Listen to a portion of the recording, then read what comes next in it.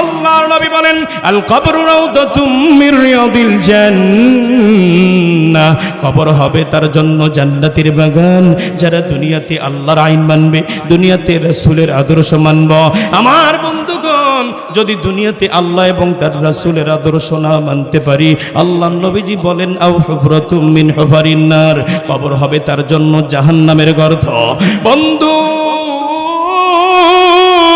যার জন্য কবরখানা জাহান্নামের গর্ত হবে, দুই পাশের মাটি এত জোরে চাপ মারবে, চাপের চোটে হাড় হুড্ডিগুলা ভেঙ্গে চুরমার হয়ে যাবে। আমার বন্ধুরে, কবরের আযাব পৃথিবীর জমিনে কোনো মানুষ সহ্য করতে পারবে না। ভাইজান, দুনিয়াতে আইসা আল্লাহর আইন ভুলে গিয়েছি, দুনিয়াতে আইসা আমার নবীজির আদর্শ ভুলে গিয়েছি। আরে বন্ধু, আল্লাহ রাব্বুল আলামিন তোমাদেরকে খামাখা সৃষ্টি করেন নাই। আল্লাহ রাব্বুল আলামিন সৃষ্টি করেছেন শুধুমাত্র তার ইবাদত বন্দেগী করবার জন্য। ফজরের সময় মুয়াজ্জিন আযান দেয়, আমরা নামাজের প্রতি একেবারে উদাসীন। 2-4 জন 5 জন জামাতে দেখা যায়। আরে বন্ধু, ফজর কাজা করলাম, জোহরে ডাক দিল বান্দা, জোহরে পাইলাম না, আমি আল্লাহ বেজার লই। আল্লাহ রাব্বুল আলামিন আসরে ডাক দিল, আসরে পাইলাম না। মাগরিবে ডাক দিয়েছে, মাগরিবে পাইলাম না। এশায় ডাক দিয়েছে, বান্দা এখন সারাদিন ব্যস্ত তো তোমার শেষ হয়ে গিয়েছে, এখন মুয়াজ্জিন আজান দিয়েছে, চলো চলো মসজিদে, কিন্তু মাগরিব পাইলাম না, এশাও পাইলাম না। তাহাজ্জুদের নামাজের সময় তামাম পৃথিবীর মানুষ ঘুমায়, অন্যায় অপরাধের কথা স্মরণ করে তাহাজ্জুদের মুসাল্লায় দাঁড় হয়ে যদি কাঁদতে পারোস বান্দা, আমি আল্লাহ তোর তওবাগুলোকে ক্ষমা করে দিয়া তোর জীবনের গুনাহ মাফ করে দিয়ে দিব। বন্ধু,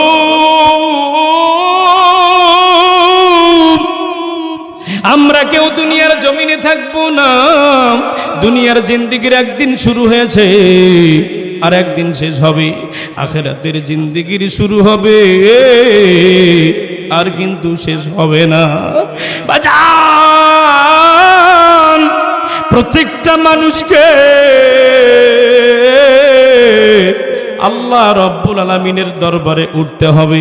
সে আল্লাহ রব্বুল আলামিন কিয়ামতের ময়দানের দিন হাজার হাজার লক্ষ কোটি কোটি মানুষ আল্লাহ রব্বুল আলামিনের সামনে হাজির হবে।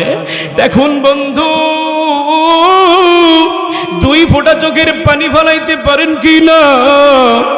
আমার বন্ধুগণ, নভেম্বর থেকে এখন অবধি পর্যন্ত ধারাবাহিকভাবে দেশে, আমার বাহিরের জেলায়, আমার বন্ধুগণ কত জায়গায় ভ্রমণ করলাম। আজ আপনাদের খেদমতে আসি, আগামীকাল যাব জামালপুর, আমার বন্ধুগণ এরপরের দিন ঠুটোবাগুর, এরপরের দিন বগুড়ায়। এইভাবে ধারাবাহিকভাবে আপনাদের দুয়ার বরকতে আমার বন্ধুগণ 31 তারিখ পর্যন্ত আল্লাহর রহমতে কোনো ফাঁকা নাই। আমার বন্ধু, যেইভাবে আজকে আমরা একত্রিত হয়েছি, কিয়ামতের ময়দানের দিন প্রত্যেকটা মানুষকে আল্লাহ রব্বুল আলামিনের দরবারে হাজির হতে হবে। সেই দিন কিন্তু নেতা নেত্রীর পরিচয় চলবে না।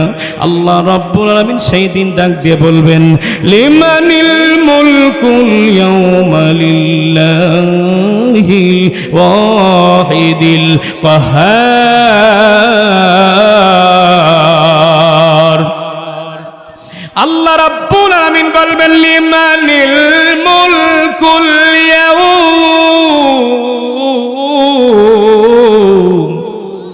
আজকের দিনে রাজত্ব কার? সেই দিন এমপি, মন্ত্রী, নেতা নেত্রী সকল মানুষের মাথা নিচু হবে। কেউ আল্লাহ রব্বুল আলামিনের সামনে আমার বন্ধুগণ দাঁড়াইতে পারবে না, কথা বলতে পারবে না। সে আল্লাহ রব্বুল আলামিন নিজেই উত্তর দিয়ে বলবেন, লিল্লাহিল ওয়াহিদিল কাহ্হার। আজকের দিনের রাজত্ব একমাত্র এক প্রকমশালী এক আল্লাহর। এ বন্ধু, যেহেতু আল্লাহ রাব্বুল আলামিনের সামনে প্রত্যেকটা মানুষকে দাঁড় হতে হবে, সেই কিয়ামতের ময়দানে দিন কাহার নামের উপর রূপ ধারণ করিয়া রাগান্বিত অবস্থায় আল্লাহ রাব্বুল আলামিন বিচার শুরু করবেন।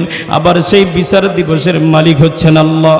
আল্লাহ রাব্বুল আলামিন সূরা ফাতিহার মধ্যেই ঘোষণা দিয়েছেন, মালিকি ইয়াউমিদ্দিন। সেই বিচার দিবসের মালিক একজন, বলেন তো তিনি কে? আওয়াজ করে বলেন তিনি কে? আমার বন্ধু, সেই দিন কোন নেতা নেত্রী, এমপি, মন্ত্রী যাদের পিছনে ছুটতে ছুটতে জীবন পার করলাম, সেই নেতা নেত্রী কোনো কথা বলতে পারবে না। কাহার নামের উপর রূপ ধারণ করবে? হাসরের জমিন হবে তামার জমিন, উত্তপ্ত জমিন। ভাইজান, লক্ষ কোটি কোটি মানুষ আল্লাহ রাব্বুল আলামিনের দরবারে হাজির হয়ে যাবে। আমার বন্ধুগণ, জাহান্নাম তো আল্লাহ রাব্বুল আলামিন তৈরি করেছেন কাফের, নাফরমান, বেঈমান, বদকার যারা খারাপ, তাদের জন্য আল্লাহ রাব্বুল আলামিন জাহান্নাম নিযুক্ত করেছেন। আর জান্নাত নিযুক্ত করেছেন যারা আল্লাহর প্রতি ঈমান আনবে, রাসূলের আদর্শ মানবে, আল্লাহর আইন অনুযায়ী রাষ্ট্র পরিচালনা করবে, নিজের জীবন সেট করবে আল্লাহর কোরআন দিয়া, নবীজির হাদিস দিয়া। আমার বন্ধুগণ, আল্লাহ এবং তার নবীজির আদর্শ মানিয়া যারা দুনিয়া থেকে বিদায় নিবে, আল্লাহ রাব্বুল আলামিন তাদেরকে জান্নাতের মধ্যে স্থান দিয়ে দিবেন। বলেন সুবহানাল্লাহ।